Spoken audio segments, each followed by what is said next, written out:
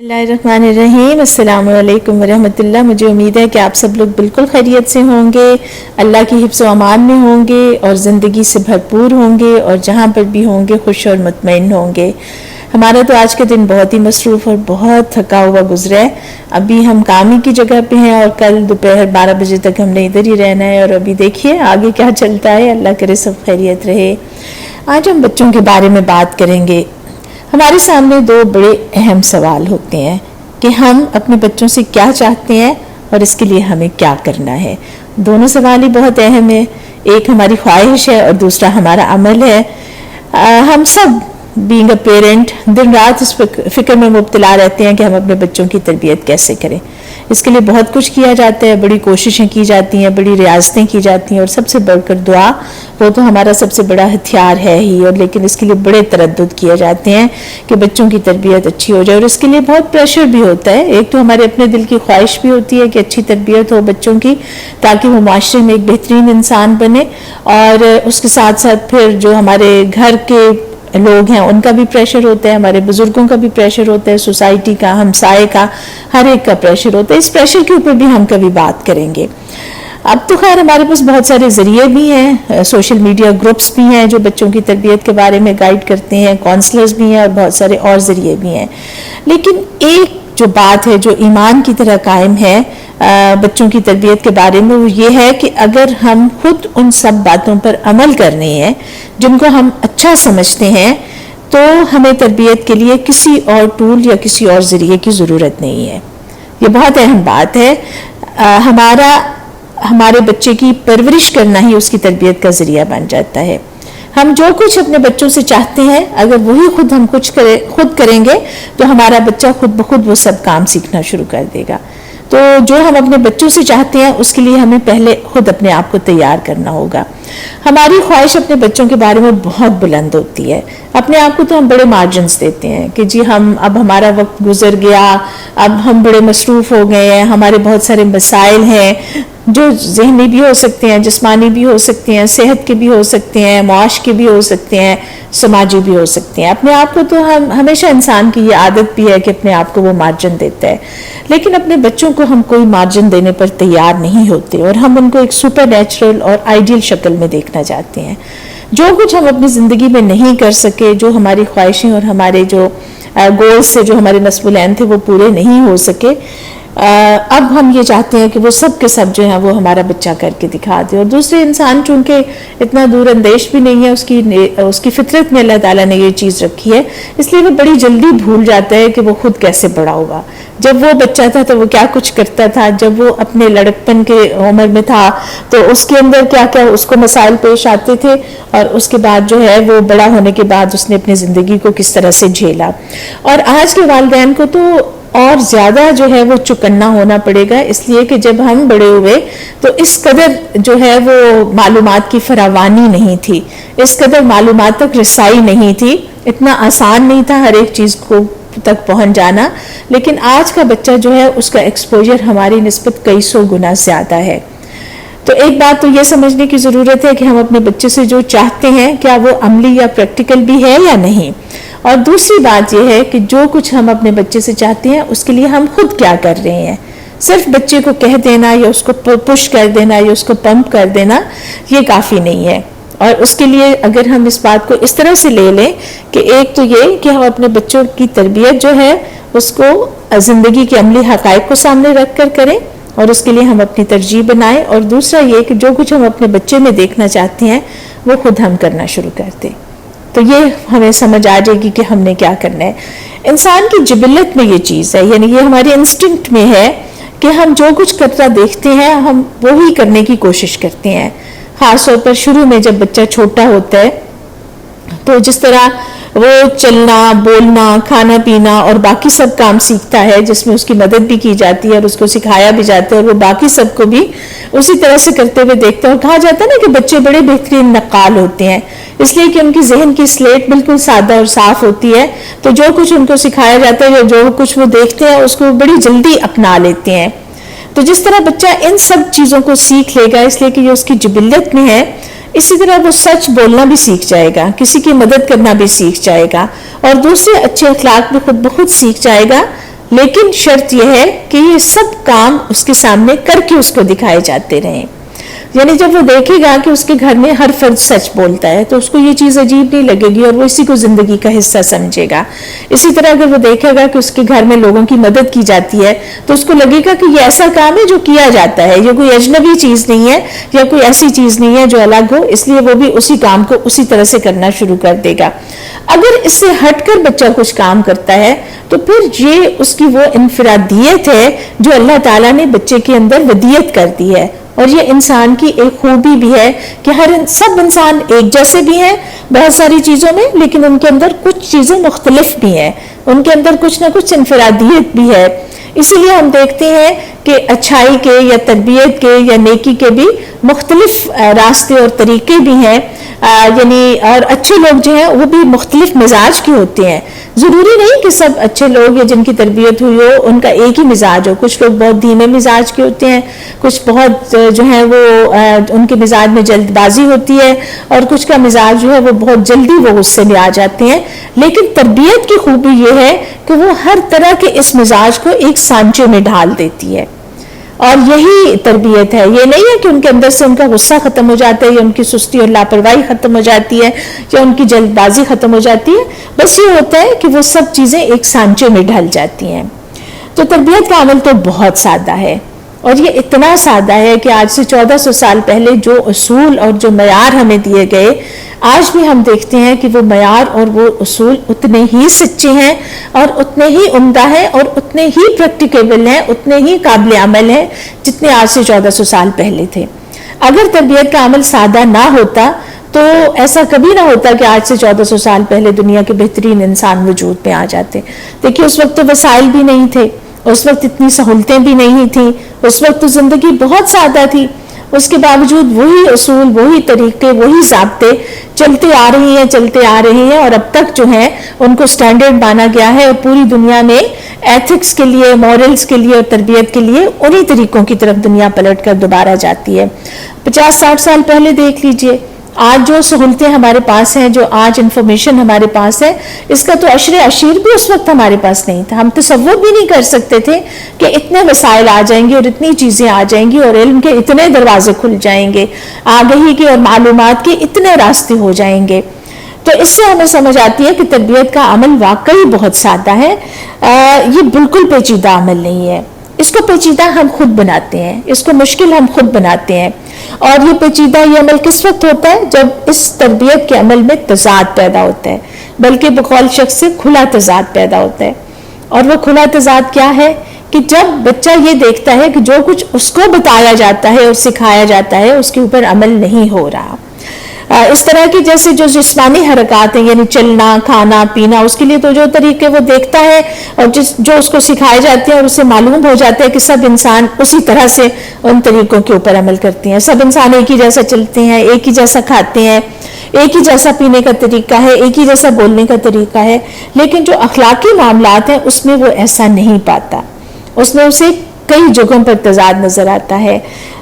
خاص طور پر جب وہ خود بھی ان اخلاقی اوصاف کو اپناتا ہے تو اسے اندازہ ہوتا ہے کہ ان کا معاملہ کھانے, پینے, سونے اور دوسری ضروریات سے مختلف ہے. پھر وہ گھر کے افراد کو بھی دیکھتا ہے, وہ دیکھتا ہے کہ ہر فرد جو ہے وہ ان اخلاقی اوصاف کے اوپر ایک ہی طرح سے عمل نہیں کرتا, ان کو ایک ہی طرح سے نہیں اپناتا.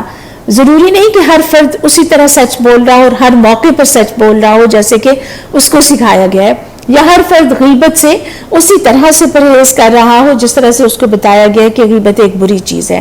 اس میں اس کو مختلف معیار نظر آتے ہیں, اس کو مختلف طرز عمل نظر آتے ہیں. تو اس سے اس کے ذہن میں شک بڑھتا ہے اور اس کے ذہن میں تضاد بڑھتا ہے. اور اس کے بعد جب وہ باہر کی دنیا میں نکلتا ہے تو وہاں تو اسے یہ تضاد کئی گنا بڑھ کر ملتا ہے. جیسے گھر کی دنیا محدود ہوتی ہے اور باہر کی دنیا بڑی ہوتی ہے, اسی طرح جیسے وہ بڑی دنیا میں اور وسیع دنیا میں انٹر ہوتا ہے, داخل ہوتا ہے, تو وہاں پر اسے یہ تضاد کئی گنا بڑھ کر ملتا ہے. جیسے جھوٹ بولنا, یہ تو اسے بتایا جاتا ہے کہ یہ ایک برا عمل ہے, لیکن عملی صورتحال جو ہے وہ اسے بالکل مختلف ملتی ہے. اسی طرح دھوکہ دینا, بات کو کچھ کہنا اور کرنا کچھ, یہ سب چیزیں جو ہیں اس کو روزمرہ زندگی میں ان سے واسطہ پڑ سکتا ہے. پھر ایک اور چیز جو ہے, ایک اور تضاد جو جس سے اس کا واسطہ پڑتا ہے وہ یہ ہے کہ اس سے تو یہ توقع کی جاتی ہے کہ بچہ ہونے کی بنا پر وہ سب اچھے کام کرے گا, اور ہر اخلاقی وصف کو اپنائے گا. جو بھی ہے، سچ بولنا ہے، کسی کی غیبت نہ کرنا ہے، کسی کو نقصان نہ دینا ہے، دھوکہ نہ دینا ہے، ان والدین کا حکم ماننا ہے، ان کی مدد کرنا ہے، تو وہ سب اچھے کام کرے گا. لیکن دوسرے اس کو یہ کام کرتے ہوئے نظر نہیں آتے. پھر اسی طرح جب وہ ان اخلاقی اوصاف کو اپناتا بھی ہے تو زبانی طور پر تو اس کی بہت تعریف کی جاتی ہے، لیکن اصل مسئلہ کہاں پر پیدا ہوتا ہے؟ جب عملی طور پر ان اخلاقی اوصاف کے استعمال کا وقت آتا ہے. تو ہر کوئی یہ چاہتا ہے کہ ان اوصاف کو اس طرح سے استعمال کیا جائے کہ ان کی وجہ سے نہ تو اس بچے کا اپنا ذاتی نقصان ہو اور نہ ہی اس کی بدولت کسی اور کا نقصان ہو. مثال کے طور پر سچ بولنا، اگر تو سچ بولنا بے ضرر ہے تو کوئی مسئلہ نہیں ہے، وہ سچ بولے. لیکن جہاں پر سچ بولنے سے کچھ جو ہے لگتا ہے کہ معاملات ناپسندیدہ ہو جائیں گے یا اس کی وجہ سے ہو سکتا ہے اس بچے کا یا اس کے گھر والوں کا نقصان ہو سکتا ہے، تو وہاں پر اس کو یہ تبلیغ اور یہ تلقین کی جائے گی کہ نہیں، تم اس کو ذرا موڈیفائی کر لو، تم اس کو ذرا تبدیل کر لو.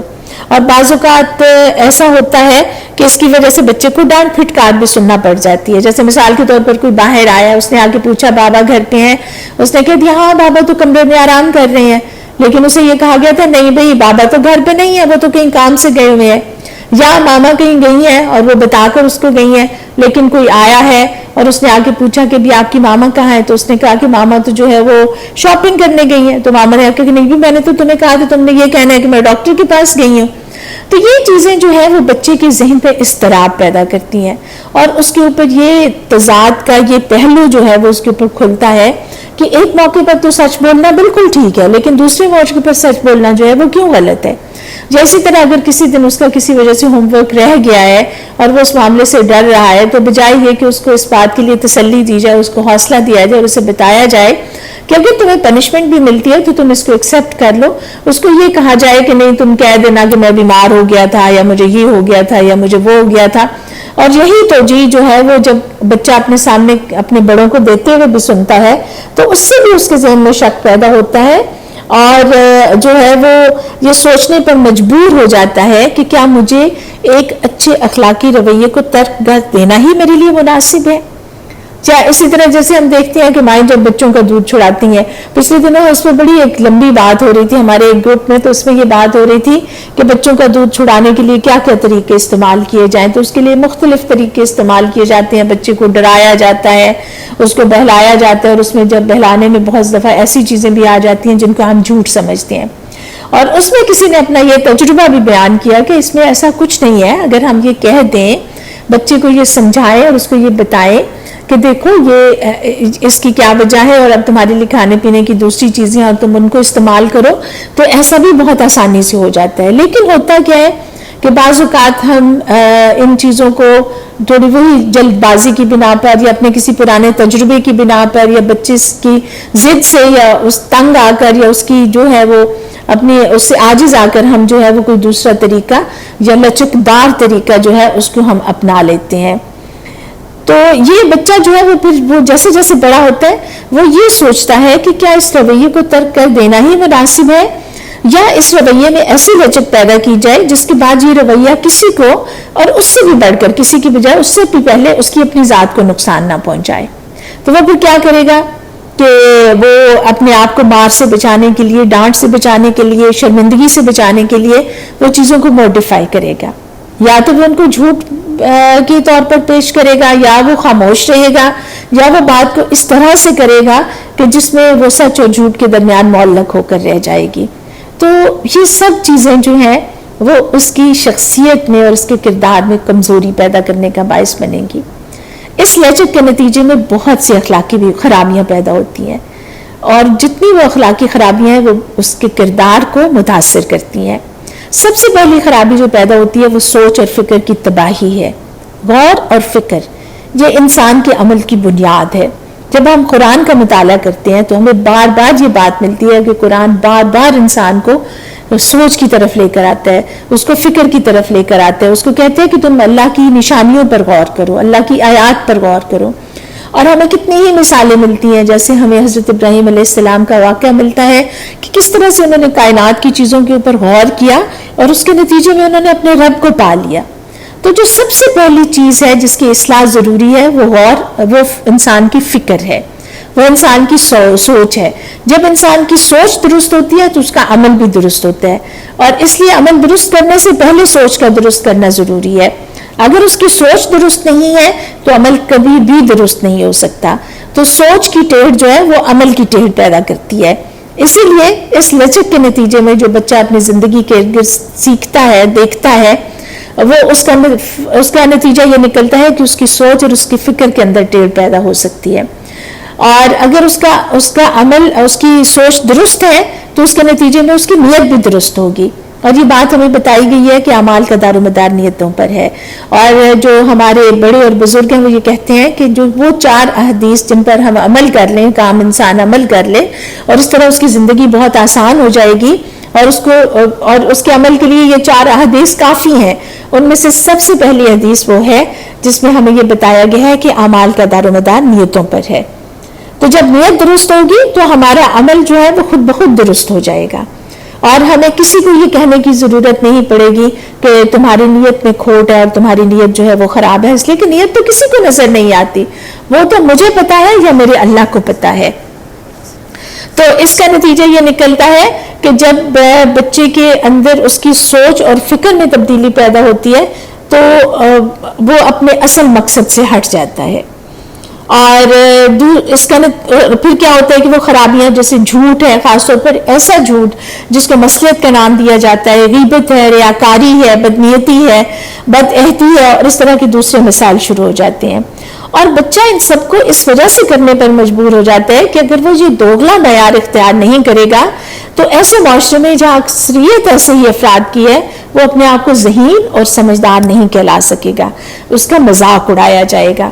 دیکھیں بچہ بعض اوقات ڈانٹ ٹپٹ برداشت کر لیتا ہے، وہ برا رویہ برداشت کر لیتا ہے اس لیے کہ اس کو پتہ ہوتا ہے کہ یہ برا ہے، لیکن وہ مذاق برداشت نہیں کر سکتا.